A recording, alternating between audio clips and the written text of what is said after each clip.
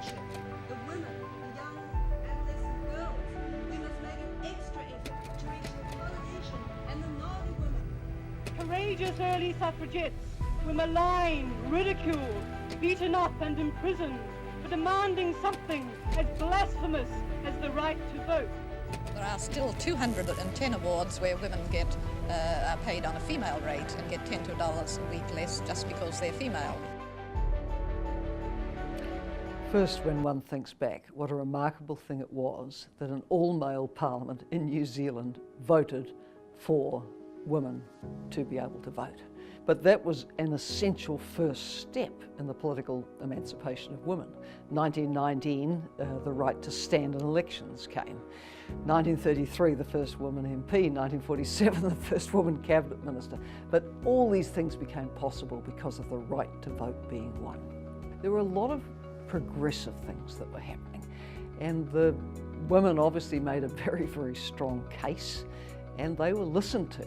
But 25 years ahead of it happening in the United Kingdom and a range of other countries. And in fact, it was a bit of a mistake that it was passed at all, because a little bit of political skullduggery went on in Parliament, and the then Premier misread his support, and 2 members of Parliament voted against him to his great surprise. That's how we got it, by mistake. When I reflect on suffrage, I also am very aware that when we say that women got the vote in 1893, we're actually completely skimming over the top of another whole history in which actually women had the vote, and that's Māori history. You know, we have so many strong female rangatira in history who had a say, and actually in some cases were the leaders, they were in charge. So I think that the idea of suffrage is an incredible achievement for New Zealand, but I think we also need to broaden our understandings of that term. When I talked to my mother and father about why they decided to immigrate to New Zealand, because my father had many invitations from around the world, he was an Olympics gymnastics coach, he said that one of the reasons they decided to come to New Zealand and not to the US or not to Japan was because New Zealand was the first in the world to give women the vote, and since he had 4 daughters, he thought they might do better here. Interesting to think that nowadays a similar topic or agenda, it would be a group of strappy women leading it again, and the same amount, like the general populace would still think that they were like angry lesbians. Calm down, love. Just bloody calm down, will you? Yeah. Angry lesbians who just have like a chip on their shoulder. Yeah. It would play out exactly the same way today. I think the suffragists would have been very disappointed, and in fact probably those who were still alive were disappointed, that it took until 1919 before women were allowed to stand for Parliament, and that it took over 10 years after that for a woman, in fact, to be elected to Parliament. So to get the 32,000 or so signatures that created the amazing women's suffrage petition for New Zealand, the suffragists had to go on every street corner, be part of every conversation that was happening across Aotearoa to try and get women and men to sign that petition. And so that would have been an amazing feat for them to try and get into every part of society to get those signatures. I just think there is nothing we could think to do, whether it's equal pay, whether it's sexual harassment. There is nothing that we can't achieve when we think about what our foremothers actually went through, the determination that was required to keep going to achieve that for women in New Zealand and women in the world.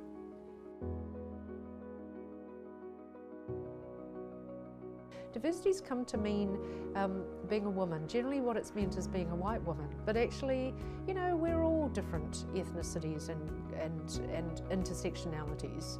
And so it is important that we broaden our view of the people we need to be helping. Sometimes we end up helping the most privileged women.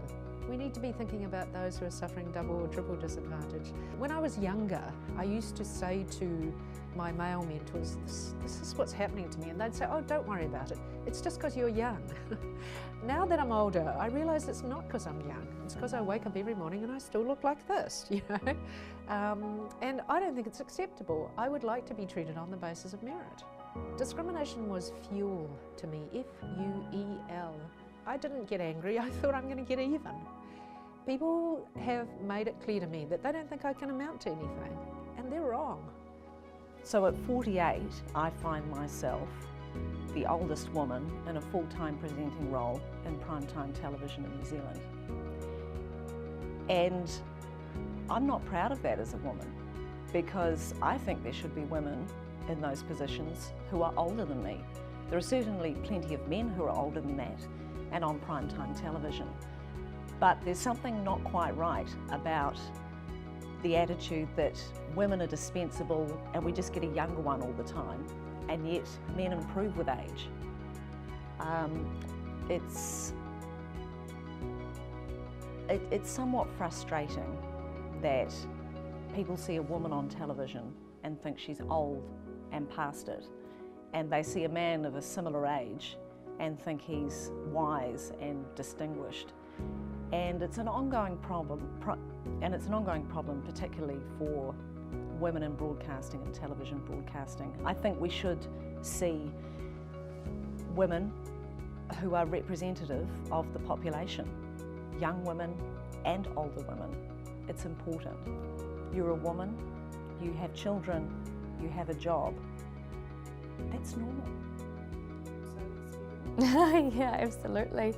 I had so many experiences of that kind of thing in the music industry, everything down to a group of men deciding what my name should be when I was first starting out, whether I should be Elizabeth or Lizzie. So, you know, I think for young women particularly, it's really difficult in the music industry because they are coming into an environment where they're not familiar with how things operate. They are being literally treated like a product. They are the product. So, you know, you've got marketing teams around you, moulding you, sculpting you, telling you what to do, what to say, so that you can maximise sales, or these days streams.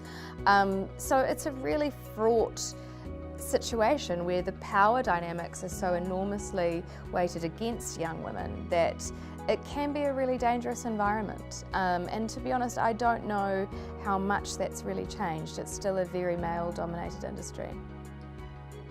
Sexism and rape culture and the you're different because you're a girl, a little bit less good at stuff because you're a girl, that's like something I've experienced my whole life, whereas racially charged comments I've only gotten since I started working as a journalist. Couple at school, couple of handfuls. It comes back to having a country that is full of people that are inclusive of each other. We are a country of migrants, we're a country of Indigenous people. We have a huge range of diversity in and across our country, and we need to be including everyone, no matter what they look like, their race, their sexuality, their sexual identity or gender, or attitudes or background or education, to make sure that they feel included. We need people really just to open their eyes and think about, what is it like to be someone else that doesn't look like myself? I have faced discrimination every day since I've been in this country, and I was born here. I don't look like the average Kiwi. I don't have a name that is spelt in a way that is common or familiar to people. Every day I have to say to people how to pronounce my name. As you can hear, my voice sounds just like a Kiwi. If you close your eyes, you'll never know that I look the way that I do, that I have brown skin, that I have a family name that is the name of my grandfather.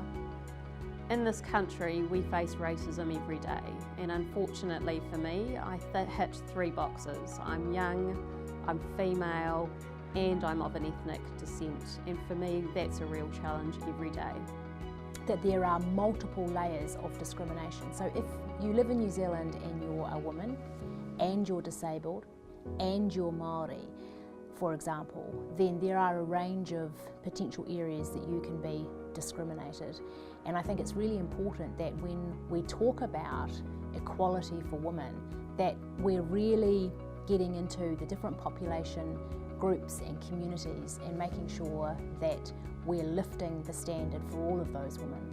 I thought the way to make it in the world was to not identify as being disabled. And so I used to get quite angry if people outed me as being disabled.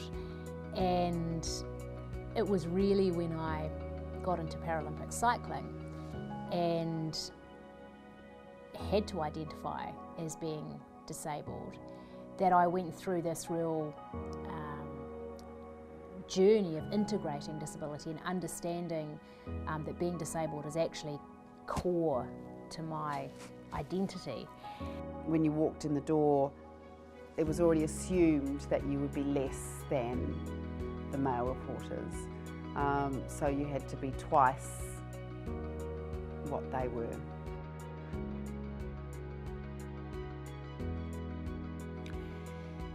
I think most women would agree that even though we have a number of fantastic women in really high leadership jobs, that we're still very much underrepresented in leadership across business and in the boardroom, and I think that has to change. I'd love to see 50% women in Cabinet, as well as 50% women across Parliament. At the moment we've got 40%, but we can do better though. It's still a boys' game. The definition of merit and who gets into Parliament is still very much a masculine-based definition.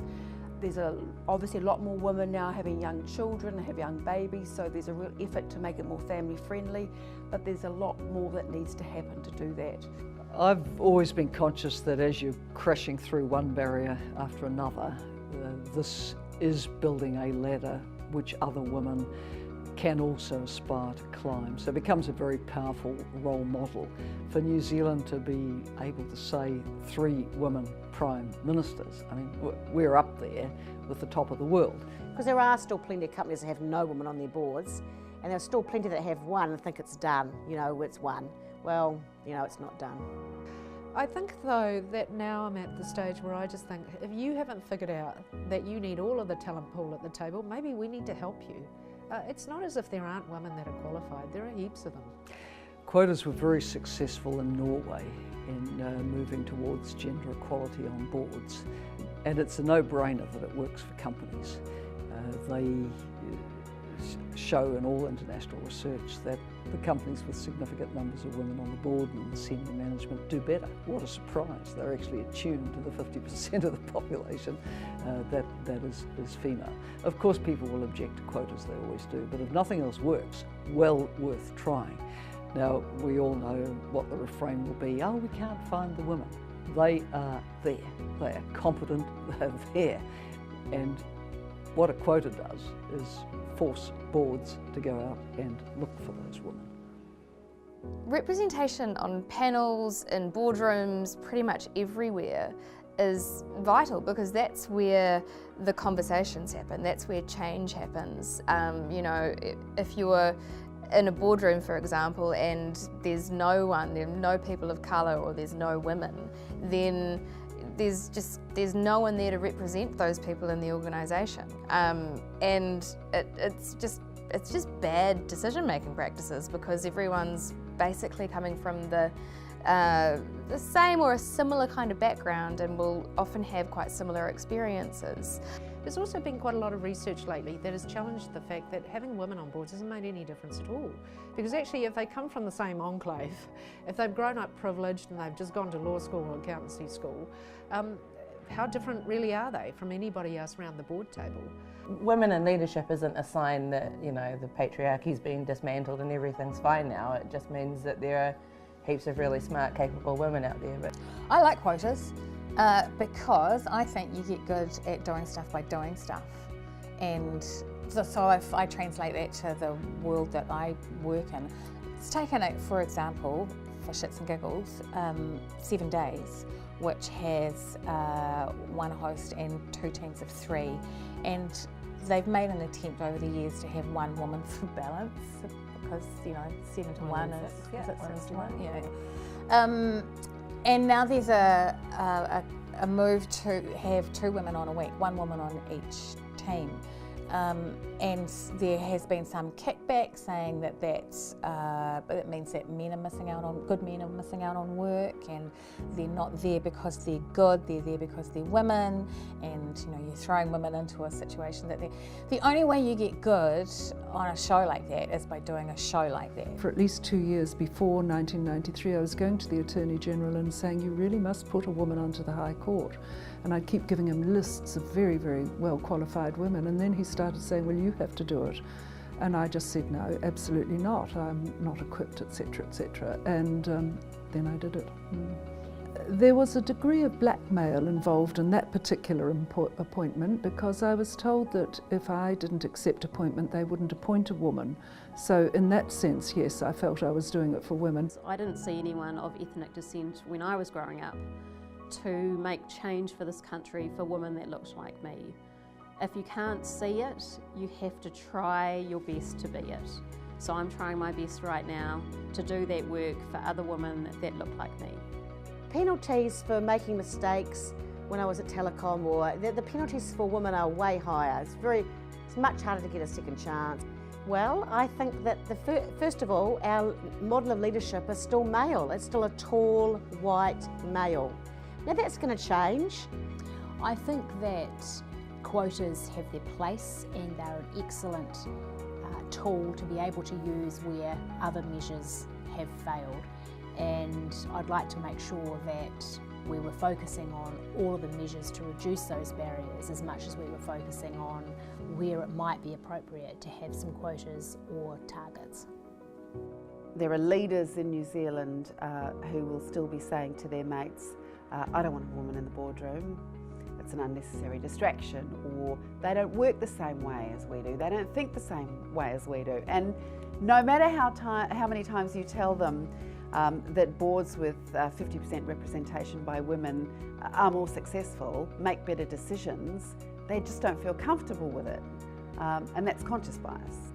The glacial pace of change in getting women into those CEO positions or onto boards is not good enough. So, and when something's not working, you look for other ways to solve them. We need some kind of targets or quotas, because unless people are made to focus on the issue, if they're not going to do it consciously and of their free will, I think that they should be held accountable for that. If I'm having a conversation about how women are affected by something, and I would be saying, where are the trans women? Where are the women with disabilities? Where are the women from that community that we're talking about? Because I think there's still, it's kind of, it's just kind of a majority dominant approach to saying, yes, we want to help everybody, but we're going to be the ones to help them.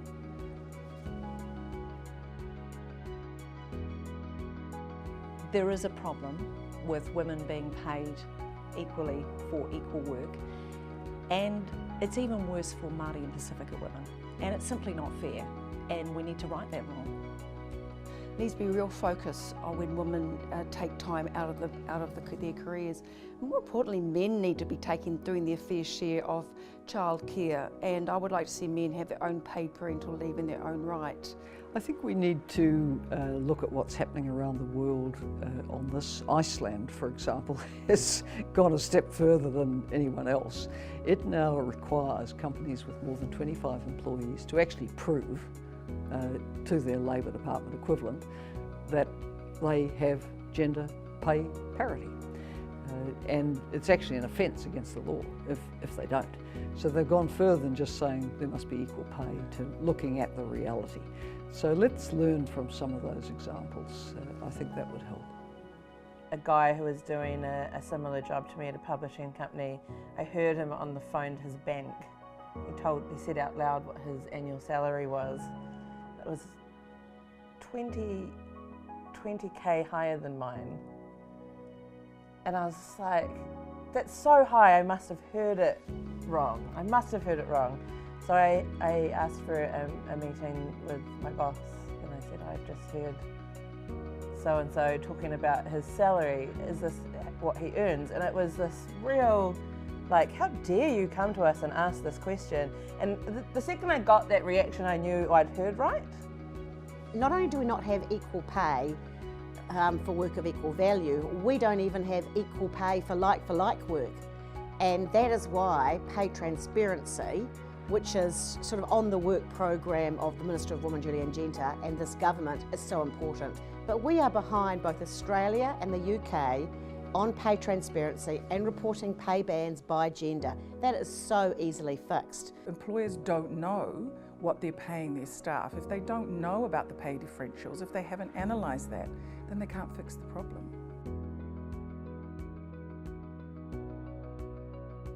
I think a huge outstanding area for women in New Zealand is the issue of violence. We have very bad rates of domestic and family violence, sexual and gender-based violence. Me Too has exposed it in the workplace, and I suspect there's a lot more that could be exposed. But the violence in the home is extremely worrying, and I think we need a national reflection this year on this as a remaining serious blight on many women being able to realise their aspirations. Laws by themselves won't stop family violence. There are a lot of stressors that contribute to family violence, like poverty, housing, alcohol. They're not to be used as an excuse, but we should look at those factors as well. What's really important in our discussions around gender equality is agency over our own bodies. And particularly we've seen this spoken about with the Me Too movement, and My Body, My Terms preceded that by about a year.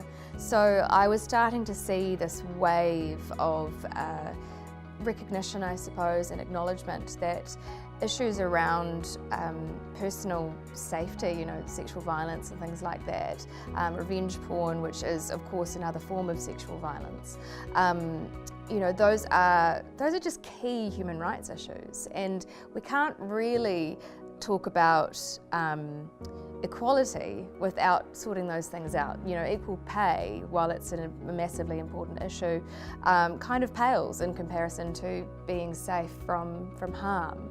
So I do see those issues as being really vital to this whole movement. Really, I don't think we can proudly stand as a group of New Zealand women saying that, you know, our country is the best place in the world for a woman to live. We have such a shocking record on domestic violence.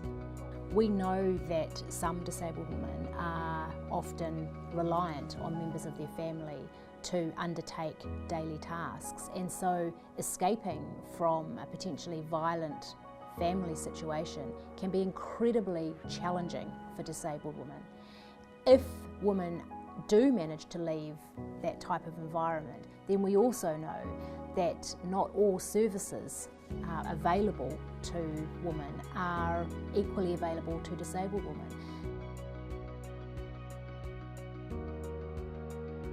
Yeah, I mean, I do think it's kind of it is a health and safety issue to create a workplace where people feel safe and heard and able to express their discomfort. And it's also a workplace issue for businesses to say really clearly what is acceptable behaviour, and here is the process if that goes wrong. That's really important, right? For many years we've been studying the reasons for women not staying in the legal profession. I can only talk about that profession. And it really didn't occur to me that one of the major barriers would be the sexual harassment and bullying. And to me now that's probably one of the, it's as significant as the stupid work hours and things like that. I'm of course horrified and saddened to hear of the reports of sexual harassment and bullying in the legal profession. Of course, it's even more concerning because I'm sure in recent reports suggest that it is not confined to the legal profession. One thing that is perhaps heartening is that there seems to be a general view that that sort of behaviour is not acceptable, and I'm not sure that that would have been the view in the past, and there does seem to be real attempts to be trying to do something about it, and in particular to make it safe for people to complain when they are harassed in the workplace. Policies need to be backed up by systems, by processes that actually work. And right from government departments, right through the corporate sector, I'm seeing failure after failure after failure of processes. A lot of sexual harassment policy and process now focuses on just what you have to do, what you have to tick off to make sure you haven't broken the law, and underlying all that, the central message is, here's what you have to do to avoid embarrassing the company, to protect the company's reputation. What I would like to see is that turned back to a focus on victims and survivors. Women universally just want to come to work and do their work and be evaluated on their work, not what they look like, not whether they have agreed to have sex with the boss in the storeroom. They just want to come and do their work like everybody else gets to. That of all the stories that have come in, I would say 95% of them have resulted in the woman, the victim, leaving their jobs. We still live in a world where women are under a voluntary curfew. We don't go out alone, and sometimes don't go out. And there are places we don't go to. I mean, if you say to somebody, I walked from my hotel to the event and walked home afterwards, they go, why did you do that? Yeah. That's crazy. As though if anything had happened to me, it would be my fault. Yeah. Why would I? So yeah, it's my responsibility. And if something bad happens, well, what were you expecting? That reaction, that's rape culture. Pure and simple. Yeah. Just, oh my God, why? Yeah. Why would you put yourself in that position? Yeah. The reaction to that, that's rape culture. Yeah. It says that what happens to women is the norm, so it's our job to do something about it. There have been times in my career where I've had to stand up for myself and point out the disparity of opportunity that's been offered to me and to a male colleague.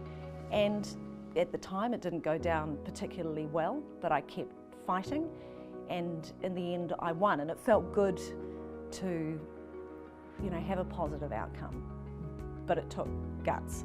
One of the things I find the most difficult to deal with is the exclusion of trans women in some people's feminism. And I think that, you know, if your feminism is not inclusive and if it's not intersectional, then it's not actually feminism at all.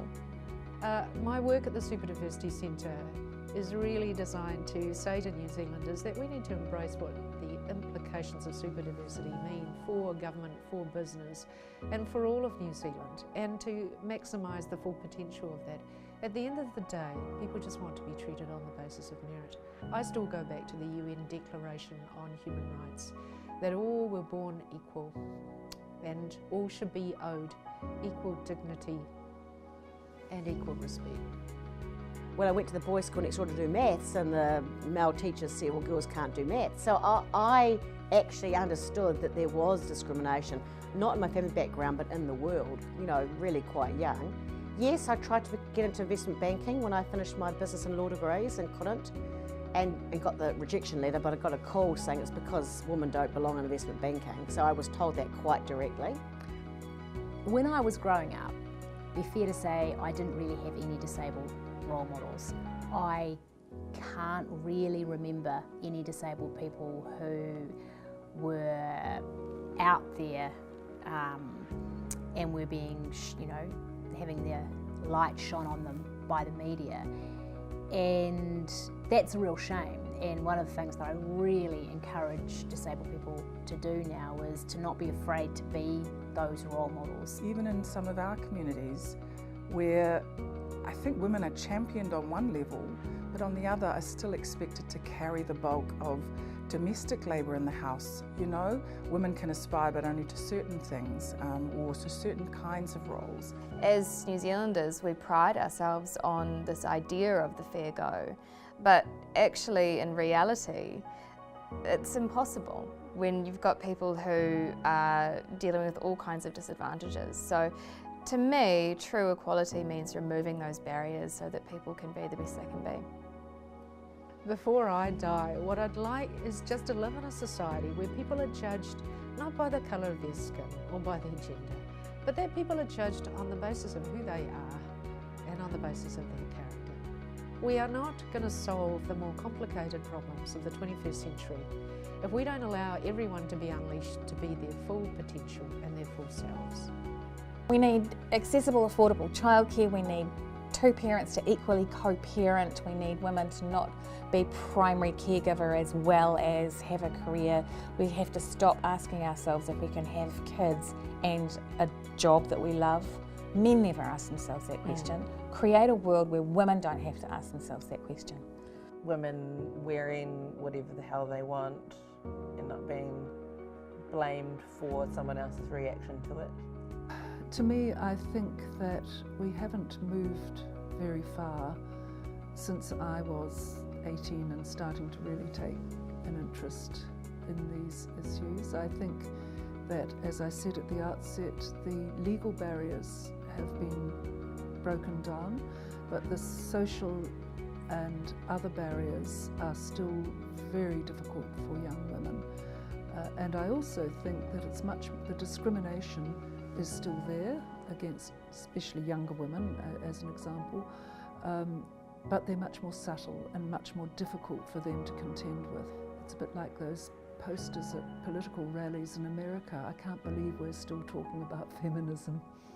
I think that choice and the balance that people might want between a career and family should be an individual choice or a family choice, and it should be backed up by family-friendly policies in the workplace, and I think we've got a long way to go before it does truly become a choice as to how that balance is made out. In New Zealand, we need to have a very strong culture of gender equality. So we need to have the right attitudes and behaviours that drive a great culture. What we know today is that New Zealand's culture has got room to change. We know people don't think that everyone is equal. We know that people don't even think that gender equality is an issue. And we need to make sure that any person in any school, education institution, workplace or home is free and safe from any gender inequalities that they may face. Well, equality looks like women having an equal place in public and in private, standing in their power and being able to bring forth into the world whatever are their particular talents and skills.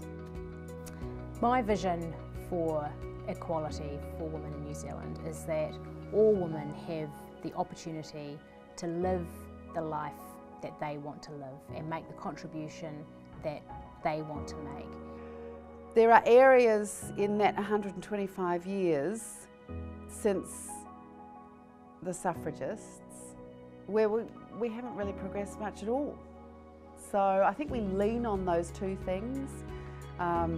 First, to get the vote and the fact that we at the moment have 3 women in our 3 top jobs. I think we lean on those a little bit too much. They give us an excuse, like an easy out.